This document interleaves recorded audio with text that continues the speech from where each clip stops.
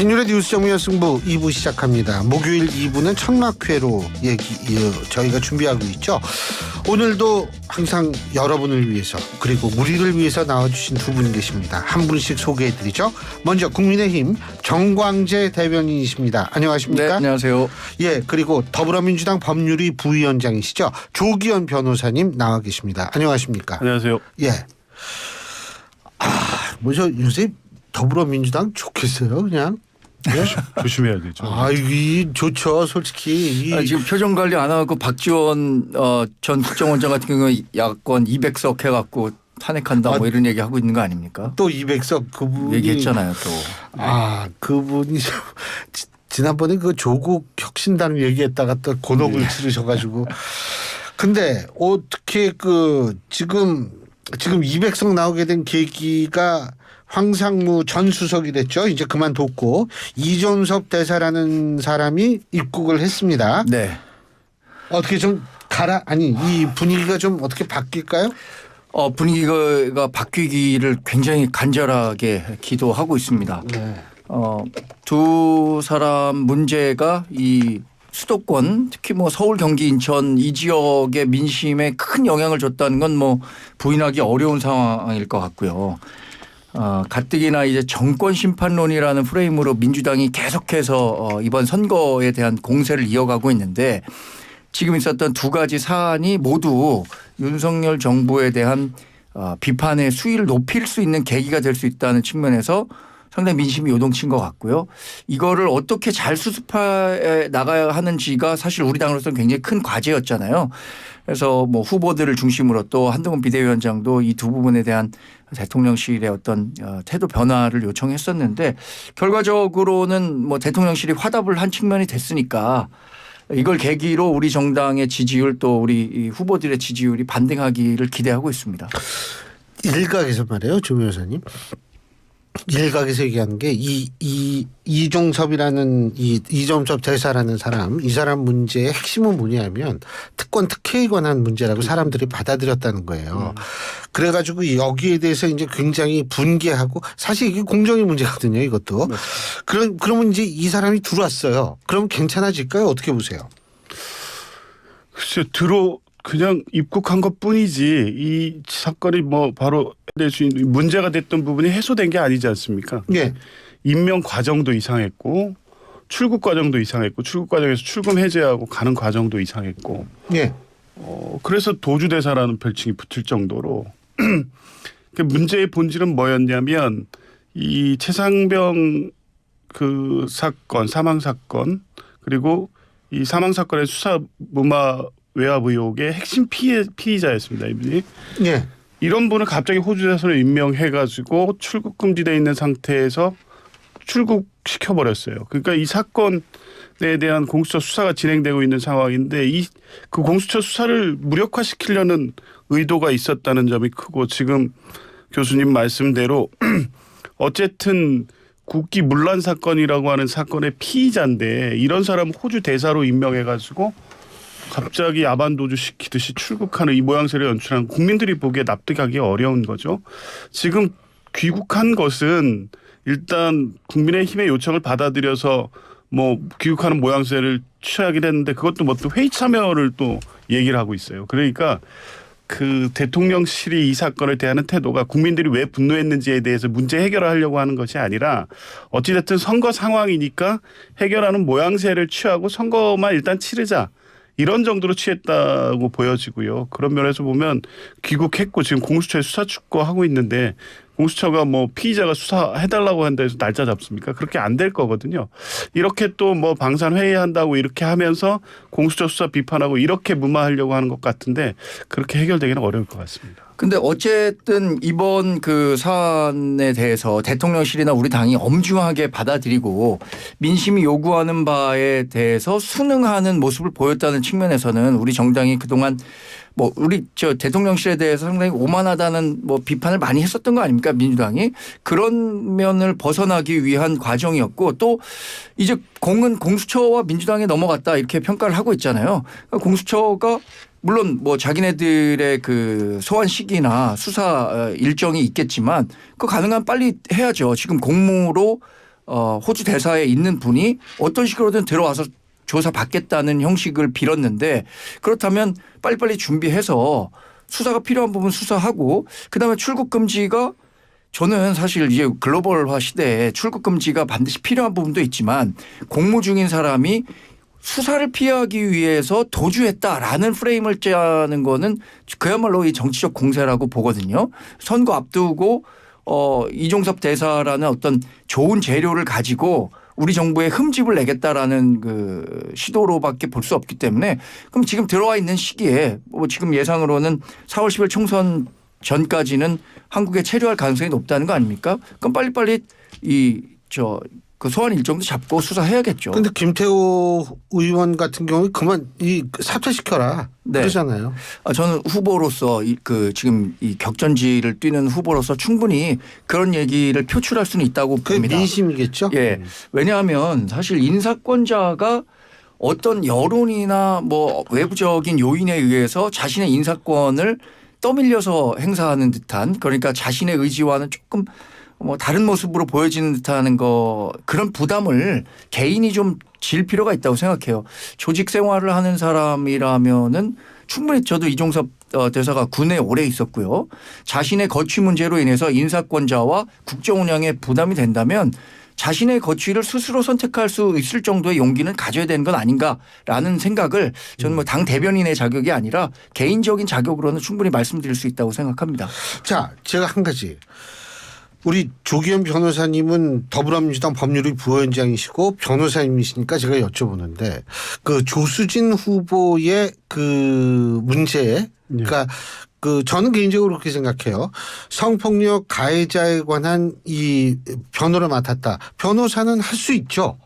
근데 문제는 그 변호의 과정에서 나타나는 여러 가지 문제점들이 좀 지적이 되고 있는 것 같고요. 또 한편에서는 민변의 사무총장인가를 맡고 있었는데 그때 이 임금을 체불한 업주의 변호를 맡았다. 이거는 뭐냐 하면 결국은 할 수는 있죠. 변호사가 당연히 맡을 수 있죠. 근데 이게 너무 좀 맥이 좀 너무 어긋나 있는 거 아니냐. 예? 이런 얘기인데 어떻게 평가하십니까? 원칙적으로 이렇게 접근하기 시작하면요. 과연 변호사가 맡을 수 있는 사건이 있을까요? 뭐 인권 변호사들은 물론 공익을 위한 변호 활동도 많이 하고 있지만 뭐 범죄 피의자들이라는 게 사실 소위 그냥 한동훈 위원장 자주 쓰는 표현으로 하면 그냥 나쁜 놈들이잖아요. 이런 사람들이 결국 법적 구제를 받기 위해서 변호사를 찾게 되는데 그중에는 물론 유죄가 확실한 사람도 있고. 그런데 무죄 추정의 원칙에서 누구든 권리가 있죠. 그렇죠. 그러니까 그렇지만 어쨌든 무죄 추정의 원칙에 의해서 무죄를 다투기도 하고 근데 유죄가 본인도 자백하고 인정하지만 양형을 참작받기 위해서 변호인의 조력을 받는 거거든요. 예. 이런 사건 하나하나를 가지고 변호사와 피고인을 동일시하거나 그 가치나 사건에 감정이입이 돼서 마치 같이 행위를 한 것처럼 평가해서는 안 된다고 보고요. 그러니까 뭐 성폭력 가해자를 두둔하거나 그 행위를 정당화하거나 했다고 해서 이건 변호사의 직무로서 행한 행위지 조수진 의원 개인의 인격이나 가치관의 문제로 치환될 수 없거든요. 그게 지금 다 섞여 있어서 지금 평가가 되고 있는 것 같아요. 근데 이제 한 지점에서는 그렇다고 하더라도 공직 국회의원에 출마하는 사람이면 그런 사건을 뭐 회피하거나 해야 되지 않겠느냐 이렇게 얘기할 수는 있겠죠. 이제 그런데 그런 사건을 맡았다고 해서 공직 후보자 자격이 없다는 것까지는 좀 과도한 비판이라고 보고 그렇게 따지면 이게 이제 성폭력 사건이기 때문에 더욱더 이제 그 임금 체불 이 문제도 그런 사실 인권의 문제 아니겠어요? 사회적 약자나 인권의 문제여서 더 이제 들으시는 분이 불편할 수 있는 내용이긴 한데 그렇게 따지면 이 우리나라 주요 대형 로펌에서 맡고 있는 국기문란 경제사범 경제사건들 주요 대기업이 피의자가 된 여러 가지 사기 횡령 배임 이런 사건들 국민적 피해가 확대된 주요 사건들 대부분 다 주요 로펌에서 수행하거든요. 그런 분들 그런 사건 했다고 비난하지 않잖아요. 그래서 근데 전 진짜 궁금한 게 죄송합니다. 인권 변호사들은 그러면은 모든 거 다 맡으면서 그냥 인권 변호사라고 얘기하는 거예요? 그렇죠. 사건과 실제 변호사로서 그럼 인권 변호사의 개념이 뭡니까? 그냥 인권을 중요시하면 그렇죠. 그리고 모든 그러니까 실제 그런 일반 사건들을 하지 않으면서 예. 인권 활동, 공익 활동만을 하는 변호사들도 많으시고요. 예. 뭐 그런 분들을 주로 이렇게 하는데 일반 수익을 위한 영리 활동은 또 안 할 수는 없거든요. 그 과정에서 이런 사건들 몇 개가 섞여 들어갈 수는 있는 거죠. 뭐 비판을 수용하고 본인도 이제 그런 부분에 대해서 뭐 달게 수용하겠다는 입장을 밝히고는 있긴 한데 이걸 가지고 후보자의 자격 자질을 문제 삼을 문제인가 저는 같은 변호사이기 때문에 그렇게 아니요. 아니 그 변호사는 여러 가지 할 수는 네, 있죠. 저는 예. 뭐 반드시 말씀드려야 될 것 같아요. 오늘 제가 뭐 논평을 쓰기도 했는데 조수진 변호사의 후보자 자격과 관련한 문제. 이게 그래서 민주당이 항상 지적받는 내로남불과 표리부동이라는 겁니다. 그러니까 인권 변호사하고 자신 공익 활동을 열심히 했다는 그 타이틀을 가지고 결국에는 이 국회의원 자격을 얻을 수 있는 공천장을 쥔 거잖아요.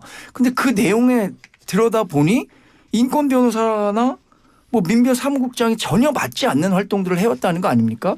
그러니까 남들이 했을 때는 저희들은 그래서 이 변호 일을 맡았다는 것 자체에 대해서 문제를 제기하는 건 지금 조 변호사가 얘기하는 것처럼 아닙니다. 변호사는 그 일을 맡을 수 있습니다. 그럼요. 그런데 그런 활동을 했음에도 불구하고 자신은 인권 변호사고 민변 사무국장을 활동을 통해서 공익 활동에 기여했다. 이걸 근거로 공직 후보자가 됐다는 건 참 문제가 있는 거죠. 그런데 더 큰 문제는 이런 문제점을 알고도 지금 뭐 이제 오늘 내일인가 등록이 되잖아요. 후보자 등록이 되면 아마 이 공천 계속 유지될 겁니다. 결국 박용진 의원이라는 그래도 의정 활동을 잘했던 의원들을 잘라내고 새로 넣은 후보자가 이런 사람이었다는 거에 대해서 많은 국민들이 좀 분개하고 있지 않을까요? 저는 이번 문제에 대해서는 상당히 그 유권자 여러분들도 좀 그 심각하게 좀 받아들여 주셨으면 하는 바람입니다. 네. 말씀하실 거 있으면 하시고요. 그거 하신 거 플러스 요새 이재명 대표의 발언 수위가 점점 높아지고 있어요. 예, 그 이유가 뭐라고 보시는지 말씀해 주시죠. 조수진 후보 관련해서는 뭐 이 부분에 대해서는 뭐 그 평가가 있을 수 있죠. 그런데 그 외에 실제 지금까지 해왔던 활동 또 긍정적인 측면 우리 사회에 기여한 측면 이런 것까지 같이 보고 평가하실 거라고 보고요. 네. 이재명 대표의 발언은 뭐 현장에서 확인되는 민심을 그대로 반영하고 있다고 봅니다. 최근에 윤석열 정부에 대한 심판 여론이 굉장히 크게 일고 있고 이게 단순하게 후보나 당에 대한 지지율로 표현되는 거 외에 현장에서 국민들이 이 말씀하시는 걸 들으면 후보들이 이건 그냥 이번 선거에서 민주당이나 야당의 표를 많이 줘서 뭐 윤석열 정부에게 경고를 해야 된다는 수준을 넘어서 실제 삶의 어려움들을 호소하고 있고 이게 단순하게 민주당을 원내 일당으로 만들어 달라 이상을 넘어서 이 정부에 대해서 굉장히 강력한 경고 또 정치적으로는 뭐 그 조국 혁신당 같이 실제 남은 임기가 너무 길다. 이런 말이 실제 현장에서 나오고 있거든요. 그렇다고 해서 뭐 지금 이재명 대표의 발언이 소위 말하는 어떤 탄핵을 의미하거나 이런 것까지는 아니지만 적어도 실제 심판 여론이라는 게 통상 선거에서 나오는 정부에 대한 심판 여론 이상의 어떤 민심의 흐름 이런 부분을 계속 느끼고 계시기 때문에 발언의 강도가 더 세지시는 것 같아요. 저는 이제 총선이 가까이 올수록 각 당의 선대위원장을 맡은 분들의 발언 수위가 세질 수는 있다고 생각합니다. 아마 지금보다 더 강도가 높은 발언들이 나올 수 있겠죠. 질문. 중도층이 날아가는 거 아니에요? 너무 세면? 그럼에도 불구하고 지금의 선거는 양당의 결집해 있는 사람들을 선거판으로 끌어들인가 그 투표장으로 끌어들이는 그런 효과를 더 높게 평가하는 게 아닌가 싶고요. 그렇지만 이런 생각을 합니다. 우리가 골프 칠 때도 힘들어가면 오비 난다고 하잖아요. 전 이렇게 골프를 안 쳐가지고. 그래요? 골프 치면은 힘들어가면 오비가 납니다. 그럴 때일수록 조금 더 그 적정선을 자제하려는 노력은 분명히 있어야 되고요.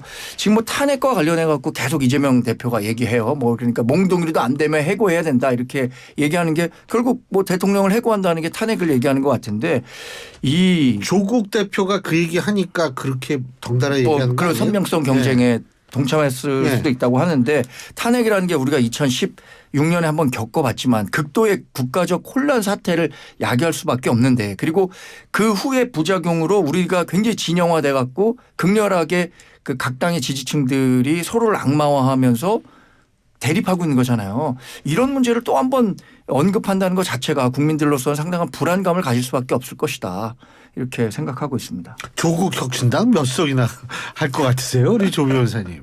지금 추세로는 실제 한 15석까지 가능하다는 얘기가 나오고 있기는 한데요. 그것까지는 안 나와요. 예, 일부 조정이 있을 겁니다. 네. 아마 이게 지금은 아니, 워낙 그리고 지지율하고 득표율하고는 다르잖아요. 그렇죠. 그리고 실제 투표장에 얼마나 나갈지 이 부분도 봐야 되고 하기 때문에 지금 나오는 지지율이 그대로 이어져서 의석수로 나올 거라고 보기는 어렵고 예. 민주당 비례연합정당하고도 실제 지금 뭐 2, 3위가 바뀌었다는 조사도 많이 나오고 있긴 한데 오늘 NBS 조사 아까 그 개헌의 말씀을 드렸는데 거기서 순위가 바뀌었어요. 네, 그것도 역시 일부 조정이 있을 수 있을 겁니다. 아마 지금 워낙 신생 전당이고 눈길이 가고 또 메시지가 선명하니까 당연히 민주당이 좀 더 세게 해줘야 되는 거 아니냐라는 불만을 가진 분들이 적극적으로 이 지지를 보내고 열광하고 있는 것은 분명한데요. 선거가 가까워질수록 지지층 결집이 이루어지고 민주당을 원내 일당 또 단독 과반수를 만들어내야 된다는 또 캠페인을 하고 있기 때문에 조정을 거칠 것이고 아마 비슷하게 나오지 않을까 싶어요. 민주당하고. 어떻게 보세요? 저도 뭐 지금 나온 그 조국 혁신당의 지지율이 거의 선거 전에 가까이 얻을 수 있는 최고의 그 지지율이 천장이다. 아닐까? 예, 그렇게 생각하고 있습니다. 왜냐하면 이제 민주당 지지자들도 분명히 결집할 거거든요. 그리고 얘기하신 것처럼 민주당 단독의 과반을 지금 목표로 하고 있다 그랬잖아요. 그러니까 그런 걸 위해서는 조국 그 정당이 지나치게 많은 의석수를 가져갈 경우에 그렇게 어려울 수도 있다는 측면과 또 하나는 이재명 대표로서도 조국 혁신당의 의석이 굉장히 많아질 경우에 지금 그 공천 쇄신한다 그러면서 이재명 사천 논란을 무릅쓰고라도 자기와 가까운 사람들 많이 예. 포진시켜 놨는데 조국 혁신당에 자기와 반대에 있는 사람들이 많이 국회에 들어온다면 그것도 예. 부담스러울 것 같아요. 알겠습니다. 자, 저희가 뭐 매주 새로운 얘기를 할 수 있으니까요. 다음 주 여러분 기대해 주시고 오늘은 여기까지만 하죠. 네. 오늘 두 분 말씀 잘 들었습니다. 고맙습니다. 네, 고맙습니다. 예, 지금까지 국민의힘 정광재 대변인, 더불어민주당 조기현 법률위 부위원장 두 분과 함께했습니다.